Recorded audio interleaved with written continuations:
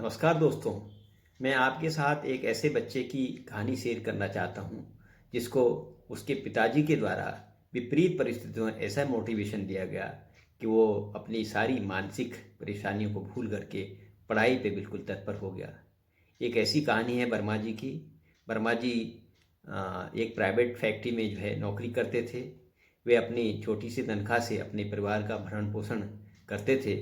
उनका बेटा विनोद पढ़ाई लिखाई में होशियार था। वो क्लास 9 में पहुंच गया।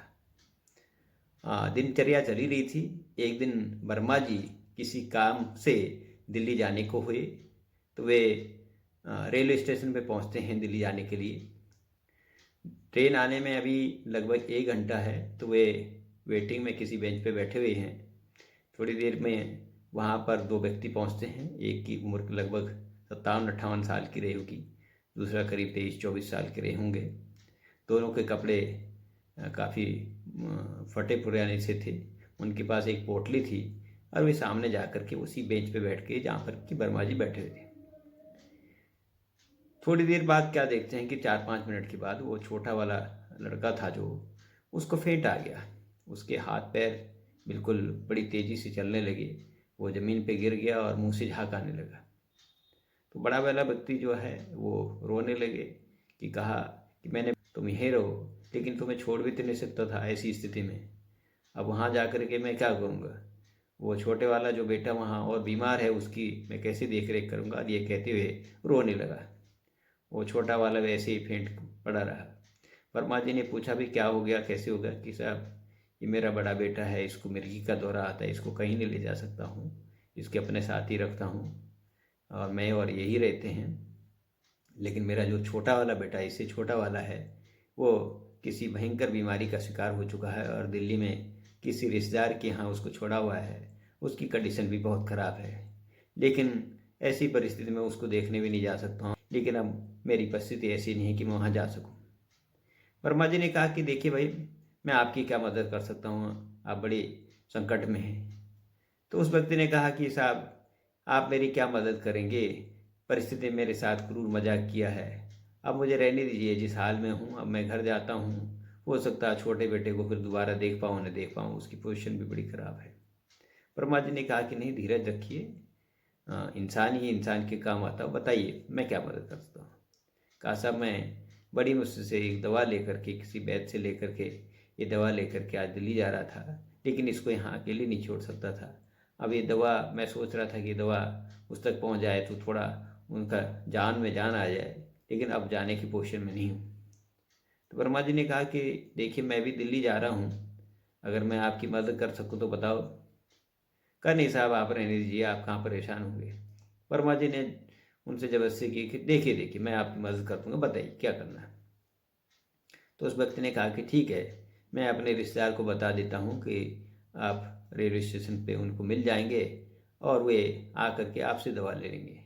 वे एक फ़ोन करते हैं, फ़ोन पे बताते हैं कि भाई वो छोटा वाला बेटा कैसा है, उसके स्वास्थ्य कैसे है। रोते रोते बात करता रहा था और कहने लगे कि एक बड़े सज्जन व्यक्ति मुझे यहाँ पे मिल गए, वर्मा जी उनका नाम है, उनकी काली शर्ट पहनी हुई है, वह दवा लेके आ रहे हैं, मेरी पोजीशन नहीं हो पा रही कि मैं आऊँ, आप उनसे रेलवे स्टेशन से दवा ले लेना।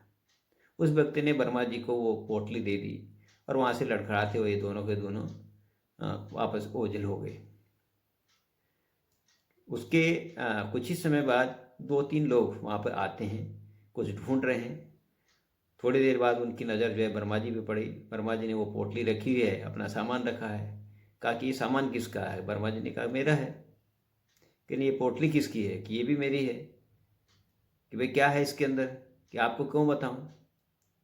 तो बड़ी जिरह करने लगे। अब वर्मा जी के साथ जिरह करने लगे तो उन्होंने कहा ठीक है हमारे साथ चलो। कहा क्यों चलो, आप होते कौन है मुझे ले जाने? उन्होंने फिर वर्मा जी को जबरदस्ती पकड़ा उन तीनों लोगों ने और वो पोटली और उसका सामान लेकर के पुलिस स्टेशन चले गए। पुलिस में स्टेशन में पहुंच करके उस पोटली का निरीक्षण जब किया गया तो पता चला उसके अंदर स्मैक थी। तो वर्मा जी की जो है नीचे की ज़मीन खिसक गई कि ये कैसे हो गया, मैं तो जो है मदद करने को था। कहने लगे मैं तो मदद करने वाला था और वो लोग इस प्रकार से मेरे सामने आए थे, मैं तो उनकी मदद करने वाला था, मुझे क्या मालूम कि इसके अंदर क्या है। कि नहीं नहीं, आपने तो वहाँ पे बयान दिया कि ये पोटली मेरी है, अब हम कैसे मान लें?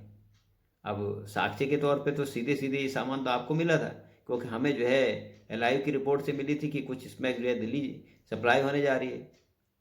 वर्मा जी रोने लगे, गिड़गिड़ाने लगे कि भाई मेरा कोई हाथ नहीं इसमें। कहा नहीं, इसमें तो जो है कानून अपना काम करेगा, संबंधित धाराओं में आपके साथ आपके ऊपर अभियोग चलाया जाएगा। वर्मा जी ने थोड़ा सा याद किया, ताकि आप चाहो तो सीसीटीवी फुटेज के माध्यम से भी जो है इन चीज़ों को जांच कर सकते हैं। रेलवे स्टेशन की संबंधित स्थान की सीसीटीवी फुटेज देखी गई तो पता चला वहाँ पे कैमरे को पहले ही जो है उल्टा दूसरी तरफ उसका जो है डायरेक्शन किया गया था, और वहाँ पर जिस स्थान पे जो है उन्होंने ये घटना है, जहाँ पे उन व्यक्तियों ने जो है उनको सामान दिया, उस स्थान की कोई कवरेज वहाँ पे उस फुटेज में नहीं आ रही थी। वर्मा जी बड़े मायूस हुए कि एक सोची समझी किसाल के साथ उनके साथ बड़ा धोखा हुआ है। अब वो मजबूर हो गए। तो अब हम, क्योंकि जो है साक्ष्य के तौर पे उन पे इस प्रकार की अनधिकृत सामग्री उनसे पाई गई थी, उनके संबंधित धाराओं में उनके विरुद्ध अभियोग चलाया गया और उनको जेल में डाल दिया गया।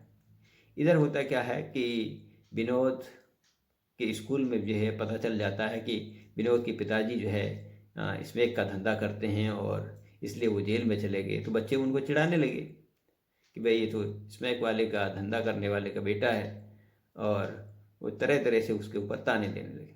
विनोद को बड़ा ख़राब लगने लगा। उसका मन धीरे धीरे पढ़ाई से जो है उगने लगा, पढ़ाई पे ध्यान नहीं देता था। स्कूल तो जाता था, उसकी माँ भी जो है अब जैसे जैसे अपने इधर उधर मजदूरी करके उसके जो है पढ़ाई का खर्चा ला रही थी, लेकिन विनोद का मन नहीं लग रहा था। ऐसी परिस्थिति में 9th के फाइनल एग्जामिनेशन में जो है उसका प्रदर्शन खराब रहा और वो 2 विषयों में जो है अनुत्तीर्ण भी हुआ। लेकिन टीचर्स ने सोचा कि परिस्थितियों ने जो है विनोद को ऐसा मजबूर किया है, उन्होंने थोड़ा सिंपैथी करके विनोद के साथ उसको ग्रेस मार्क के साथ पास कर दिया और 10वीं में पहुंचा दिया। ये बात जब वर्मा जी को पता चली तो वर्मा जी बड़े मायूस हुए। उन्होंने कहा कि मेरे साथ इस धोखे होने के कारण मेरे बच्चे के साथ ये सब चीज़ें उसको जो है सहना करना पड़ रहा है, उसको मानसिक पीड़ा पहुंची है, तो मैं क्या करूं, इसमें जो है मुझे कुछ करना चाहिए। वर्मा जी के इस दौरान जेल में बिहार से जेलर को भी पता चल गया कि कहीं ना कहीं वर्मा जी के साथ धोखा हुआ है। वे समय समय पर वर्मा जी मदद करते थे और उनके कोऑपरेशन करते थे, तो जेलर को पता चल गया था कि ये भले होते हैं। वर्मा जी ने उनसे अनुरोध किया कि आप मेरी थोड़ा एक मदद कर सकते हैं, मेरे बेटा इस प्रकार की परिस्थिति में जी रहा है और वो पढ़ाई में मन नहीं कर रहा है, आप मुझे एक फ़ोन दे सकते हैं, मैं आपके फ़ोन से एक छोटा सा वीडियो अपने बच्चे के लिए भेजना चाहता हूँ। तो जेलर साहब ने उनको अनुमति दे दी कि ठीक है, अगर ऐसा काम है तो आप मेरे सामने ये सब करिए और मैं उसको जो है वीडियो भेज दे सकते हैं। तो वर्मा जी ने जो है अपने बेटे को कहा कि वीडियो के माध्यम से कि देखो बेटा, मैं अपने परिवार की, अपने इष्ट देव की सौगंध लेके कहता हूँ कि मैंने कोई ऐसा गलत काम नहीं किया जिसके कारण परिवार को और परिवार के किसी सदस्य को नीचा देखना पड़े। परिस्थितियों ने मेरे साथ मजाक किया है, लेकिन मैं आपको विश्वास दिलाता हूँ कि समय के आने के साथ अब मैं अपने आप को जो है बेगुनाह साबित करूँगा। और ये कह करके उन्होंने वीडियो भेज दिया। अब उनकी पत्नी हफ्ते में 2 बार वर्मा जी को मिलने के लिए जाती थी। दूसरे हफ्ते में उन्होंने जो है अपने बेटे को बोला कि बेटा तुम पढ़ाई पे ध्यान दो, किसी प्रकार से मायूस मत होना, और नीचे लिख दिया यू कैन डू इट। तीसरे हफ्ते से उन्होंने एक एक चैप्टर का नाम लिखते थे और नीचे से अपने बेटे को लिखते थे यू कैन डू इट। ये सिलसिला 2-2.5 महीने तक चलता रहा और उसके बाद एक दिन उन्होंने अपनी पत्नी को कहा कि बेटे की फ़ोटो लेकर के आना, थोड़ा बड़ी फ़ोटो हो। उनकी पत्नी दूसरे दिन फ़ोटो लेकर के जो है वहाँ पे चली गई। तो वर्मा जी ने क्या किया, एक चार्ट पेपर लिया और उसके नीचे लिख दिया yes I can do it. तो ये चार्ट पेपर और फ़ोटो के साथ जो है उन्होंने चिपकाया और उसकी फ़ोटो ली और अपने बेटे को भेज दिया। तो विनोद को जैसे ही ये सब चीज़ें जो है मिलती गई, वो तो धीरे धीरे उनका मन चेंज हो रहा था, लेकिन जैसे ही ये बात गई कि yes I can do it, Vinod का मन एकदम से जो है परिवर्तित हो गया। उसने कहा ठीक है, पापा बिल्कुल सही कह रहे हैं, वे विपरीत परिस्थितियों में इस समय हैं, लेकिन इस समय मेरा दायित्व बनता है कि मैं उनकी मदद अपनी पढ़ाई के माध्यम से करूं, उनको किसी प्रकार से जो है आघात न पहुंचे कि मेरा बेटा पढ़ाई में जो है कमज़ोर पड़ने लगा है, ताकि अब मैं अपने मेहनत करके ही अपने पापा की बेगुनाही साबित करूंगा। वो फिर मन लगा के पढ़ने लगा और धीरे धीरे उसका प्रदर्शन ठीक होने लगा। इस बीच एक और घटना होती है, क्योंकि जेल में बहुत सारे अपराधी लोग आते रहते हैं। 2 अपराधी नए नए फिर जो है जेल में भर्ती होते हैं। वो वर्मा जी उनको पहचान नहीं पाए, लेकिन उन दोनों अपराधियों ने जो है वर्मा जी को पहचान लिया। कहा कि अरे वर्मा जी, आप वही हैं जिनको रेलवे स्टेशन में जो है किसी ने पोटली दी की? कि हाँ हाँ, मैं वही हूँ। आपने कैसे पहचाना? कहा हम ही वही दोषी व्यक्ति हैं जिनके कारण आपको जो है यहाँ पे आना पड़ा। अब उनको दोनों को महसूस होने लगा कि भाई इस अपराध के कारण भी हम जेल में हैं, तो दूसरा अपराध भी हमारे ऊपर लग जाए तो कोई फर्क नहीं पड़ेगा, लेकिन ये एक निरपराध व्यक्ति जो है यहाँ पे आ गया, जेल में आ गया, तो उनको बड़ी गिलानी होने लगी। कहा कि वर्मा जी, हमें बड़ा अफसोस है कि हमारे कारण आप जेल में हैं, लेकिन मैम इसके बारे में जो है अपना बयान देना चाहते हैं। इसकी सूचना जब जेलर को दी गई तो जेलर ने कहा कि ठीक है, उन दोनों को ले आइए, उनका बयान नोट कर लेते हैं। तो उन्होंने अपना बयान दिया कि उस दिन जो है रेलवे स्टेशन पे हम वो सीसीटीवी फुटेज भी हमने जो है चेंज करवाया था, उसका जो है कैमरा हमने उसका डायरेक्शन चेंज किया था, और नाटक करके वर्मा जी को हमने इसमें एक हम ही लोगों ने दी थी ताकि वो जो है सुरक्षित स्थान पे दिल्ली पहुंच जाए। उन्होंने जब अपना इकबालिया बयान कबूल किया तो उसके आधार पे जो है वो दूसरे दिन वर्मा जी को कोर्ट में जो है प्रस्तुत किया गया, और इसके आधार पर वर्मा जी बाइज्जत बरी हुए। इस बीच विनोद की पढ़ाई ठीक चलने लगी। आज की डेट में विनोद ठीक पढ़ लिख करके जो यहाँ पे उन्होंने AIEEE निकाला, और NIT से इस समय वर्तमान में जो है वो BTech कर रहे हैं। मैं कहना चाहूँगा कि विपरीत परिस्थितियों में जो अभिभावक और छात्र छात्राएँ धैर्य बनाए रखते हैं, छोटी बड़ी परिस्थितियाँ प्रत्येक घर में होती जाती हैं, हम धीरज खो करके बच्चे को मानसिक आघात पहुँचाते हैं और उसका मन कहीं ना कहीं पढ़ाई से डिस्टर्ब होता है।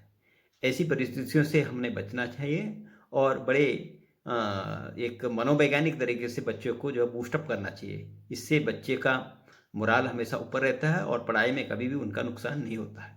धन्यवाद।